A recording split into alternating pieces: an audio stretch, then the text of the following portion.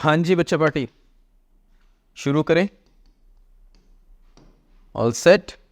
सो मैं विपिन एक बार फिर आपके सामने, और आज मैं लेकर आया हूँ lecture number 96 on smart read vocab।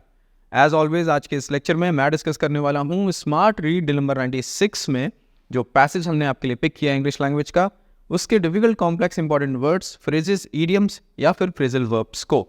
तो चलिए शुरू करते हैं आज का लेक्चर। और आज का पहला वर्ड है एग्जॉर्टेशन। एग्जॉर्टेशन में वर्ब छुपी हुई है एग्जॉर्ट। हम प्रीवियसली किसी लेक्चर में डिस्कस कर चुके हैं। एग्जॉर्ट का मतलब होता है अर्ज करना, URGE, अर्ज, जोर लगाकर कोई बात कहना, किसी को परसुएड करना, किसी काम को करने के लिए इनकरेज करना, मोटिवेट करना, उसके लिए हम यूज़ करते हैं एग्जॉर्ट। उसी से नाउन बन गया एग्जॉर्टेशन। चलिए रेफरेंस पढ़ते हैं। This exhortation is par for the course and underlies the reason deter of the military to prepare for war। Okay, meaning क्या है एग्जॉर्टेशन का? It means encouragement or urging someone to take action or follow a particular course. कोई काम करने के लिए आप किसी से कह रहे हैं, अर्ज कर रहे हैं, उससे स्ट्रांगली कोई बात बोल रहे हैं, उसको हम बोलेंगे एग्जॉर्टेशन। एग्जाम्पल्स पढ़ते हैं। स्वच्छ भारत अभियान। During the launch of the Swachh Bharat mission, Prime Minister Narendra Modi's exhortation to the citizens to take part in the cleanliness drive resonated across the country, inspiring millions to join the cause। बिल्कुल सही बात है। हमारे PM Modi ji ने काफ़ी जोर लगाकर ये बात बोली थी कि सबको अपने आसपास सफाई रखनी है। इस बात को बेसिकली पूरी कंट्री ने माना और लाखों लोग जुड़े इस मुहिम से। एक और एग्जाम्पल है कोविड-19 वैक्सीनेशन ड्राइव के कॉन्टेक्स्ट में। During the COVID-19 pandemic, the Health Ministry's exhortation for the public to get vaccinated helped boost awareness and compliance in the nationwide vaccination campaign। ये भी बिल्कुल सही है। कोविड-19 वैक्सीनेशन ड्राइव के कॉन्टेक्स्ट में जब हेल्थ मिनिस्ट्री ने exhortation यूज़ किया, एक तरीके से अर्ज किया, जाइए और अपने आप को वैक्सीनेट करवाइए अगर आपको कोविड-19 से लड़ना है तो। दोनों केसेस में सही कॉन्टेक्स्ट यूज़ हो रहे हैं।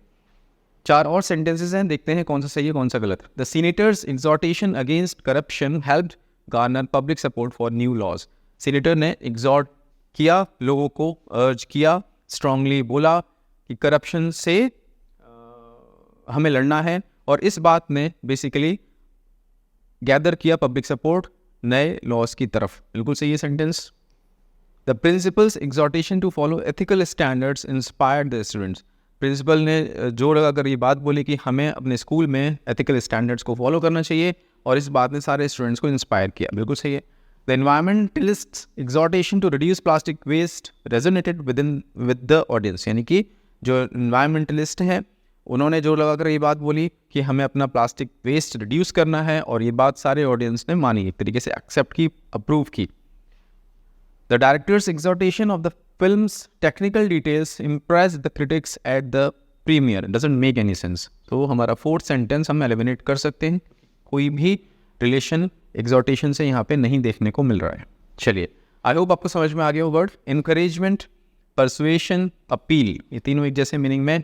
एंटोनिम्स की बात करें तो डिस्करेजमेंट, हतोत्साहित करना किसी को, इनडिफरेंस यानी कोई फर्क ही नहीं पड़ रहा, रिजेक्शन यानी आपने सामने वाले की बात रिजेक्ट कर दी, ठीक है, एग्जॉर्ट कर रहे हैं आप, रिजेक्ट कर रहे हैं। So this was it. अभी चलते हैं नेक्स्ट वर्ड पे।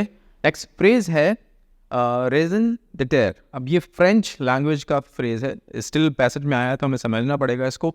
मीनिंग क्या है? द मोस्ट इंपॉर्टेंट रीजन और पर्पस फॉर समवन और समथिंग्स एग्जिस्टेंस। यानी कि किसी बात का कोई कारण है ना, और सबसे ज़रूरी रीज़न, आप उसको हिंदी में बोल सकते हैं औचित्य, ठीक है। एग्जिस्टेंस का, उसकी एग्जिस्टेंस का कारण क्या है, औचित्य क्या है इस बात का, उसके कॉन्टेक्स्ट में हम पढ़ेंगे इसको रेजन डिटेर। अब रेजन में देखिए रीजन छुपा हुआ है, यहीं से आपको हिंट मिल रही है। क्लियर है? चलिए देखते हैं कॉन्टेक्स्ट क्या लिखे हैं। Indian constitution, the raison d'etre of the Indian Constitution is to safeguard the rights and liberties of all citizens while ensuring a democratic and just society। यानी कॉन्स्टिट्यूशन का क्या उद्देश्य है, क्या औचित्य है कि वो लोगों के अधिकारों का और उनकी आज़ादी का बेसिकली सेफगार्ड करे, उनको सेफगार्ड करे, उनको बचा के रखे, उनको प्रिजर्व रखे। बिल्कुल सही है ये भी।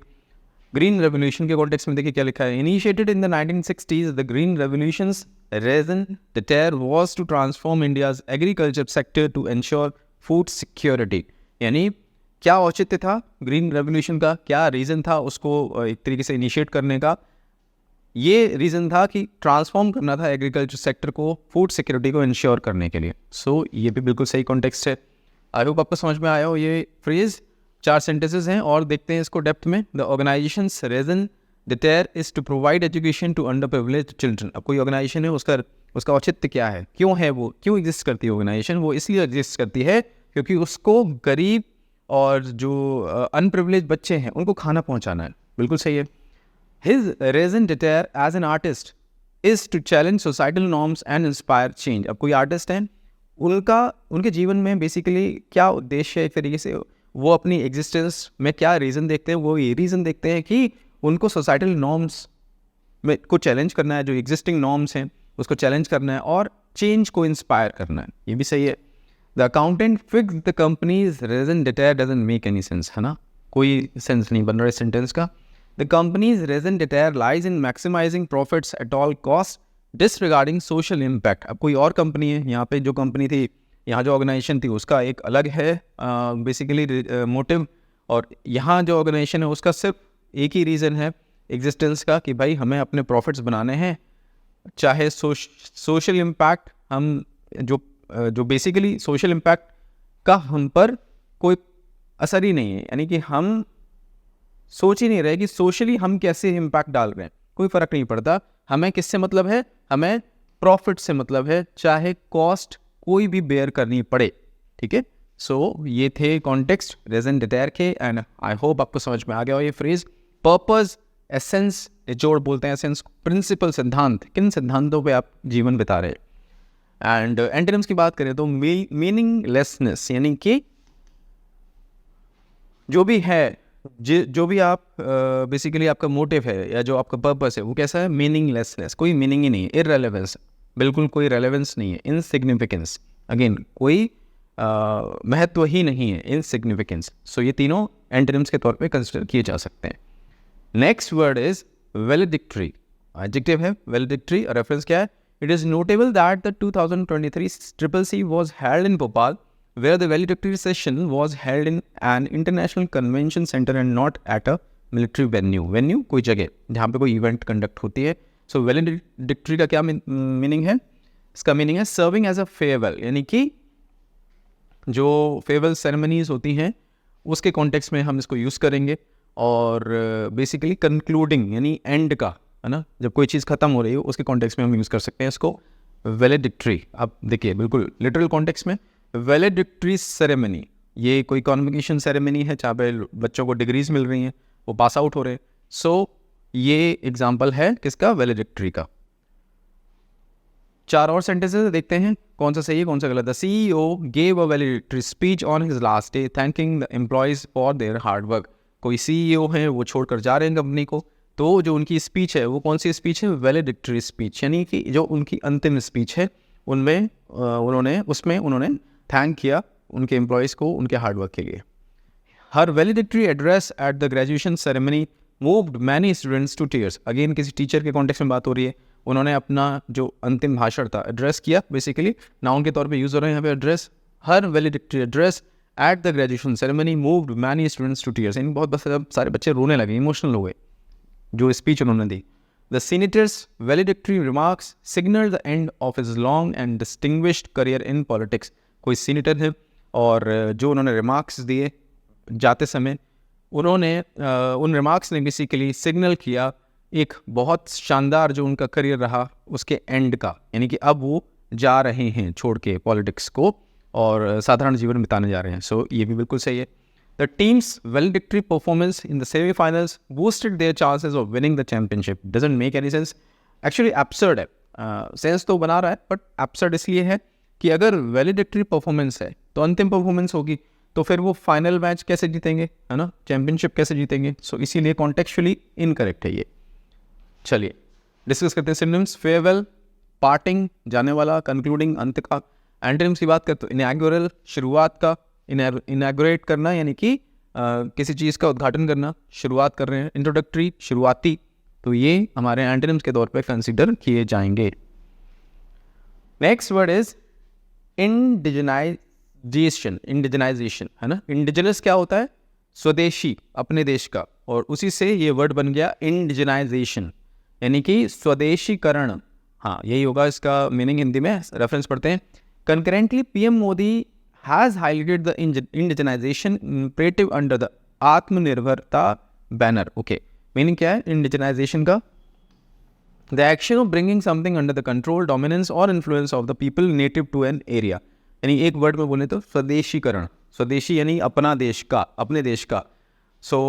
यहाँ पे बात हो रही है कि किसी चीज़ को, किसी प्रोसेस को आप अपने कंट्रोल में लेके आएँ, अपने डोमिनेंस में लेके आएँ, अपने इन्फ्लुएंस में लेके आएँ, अपने लोगों के बीच में लेके आएँ। हम उसको बोलते हैं स्वदेशीकरण।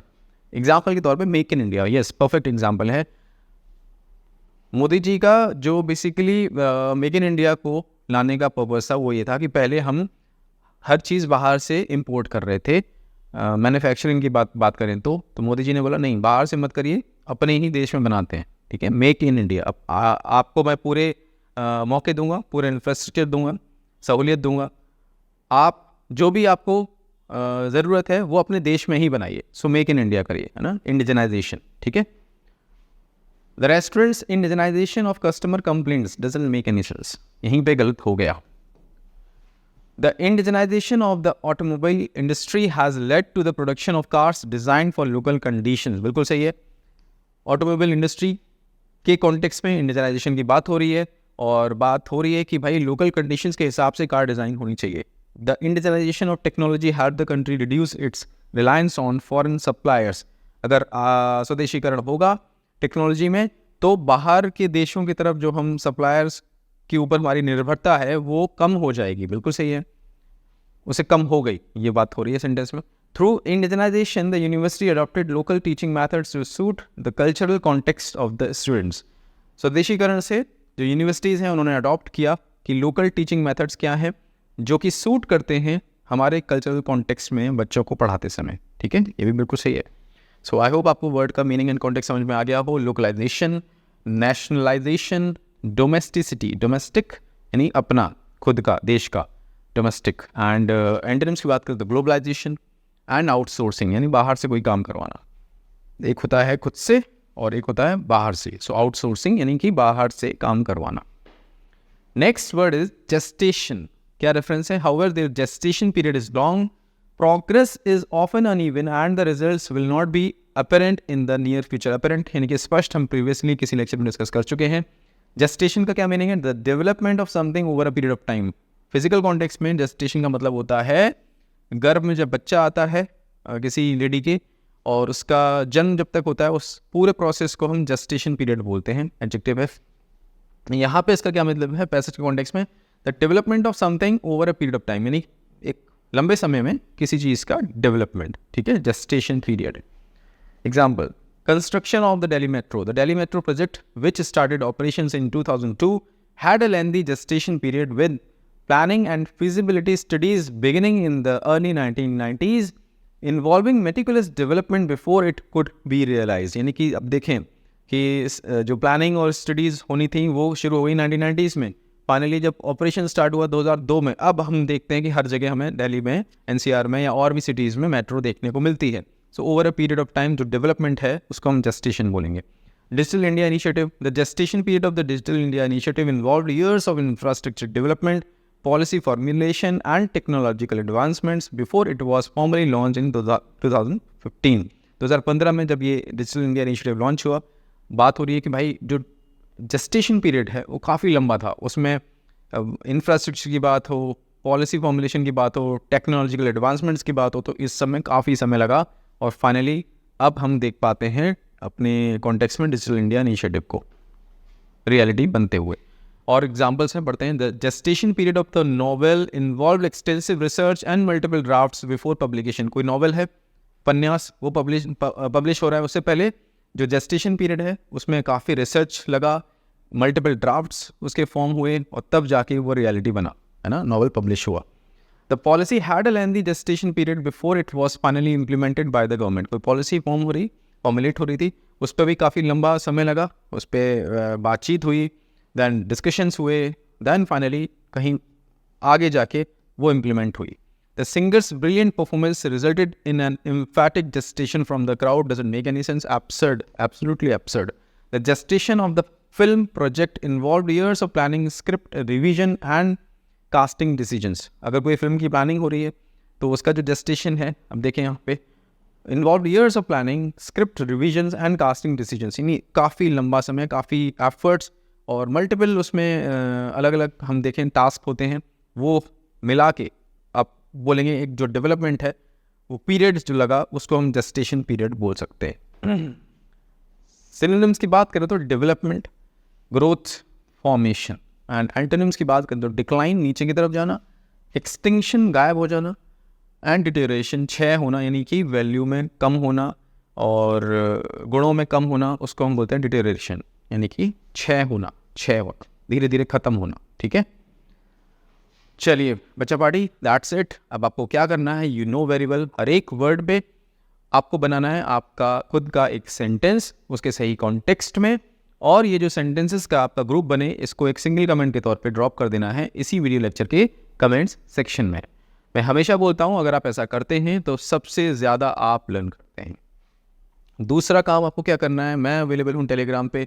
जिन भी बच्चों ने स्मार्ट रीड कोर्स परचेज कर लिया है पर अभी तक हमारे टेलीग्राम ग्रुप से नहीं जुड़े हैं, आप अपना पेमेंट का स्क्रीनशॉट मेरे साथ शेयर करें और मैं शेयर करूंगा हमारे ग्रुप का लिंक आपके साथ। ग्रुप ज्वाइन करें because actual discussion and mentorship वहीं पर हो रही है। तीसरा काम, पूरा लेक्चर आपने देखा, लेक्चर नंबर 96। अब आपको जाना है स्मार्ट रीड कोर्स के डैशबोर्ड पे और अटेम्प्ट करनी है smart read drill number 96। Attempt करने के बाद आपको पिक करनी है आपकी आरसी स्पीड क्या रही इस एक्सरसाइज में और आपका आरसी लेवल क्या रहा, जैसा कि मैं हमेशा एक्सपेक्ट करता हूँ, और इन दोनों की स्क्रीन शॉट्स लेके ड्रॉप कर देने हमारे प्राइवेट टेलीग्राम ग्रुप में, so that I can check, I can assess, I can gauge your performance and then I will be able to help you accordingly. मैं विपिन आपसे मिलता हूँ एक नए लेक्चर में कुछ नए वर्ड्स के साथ। Take care.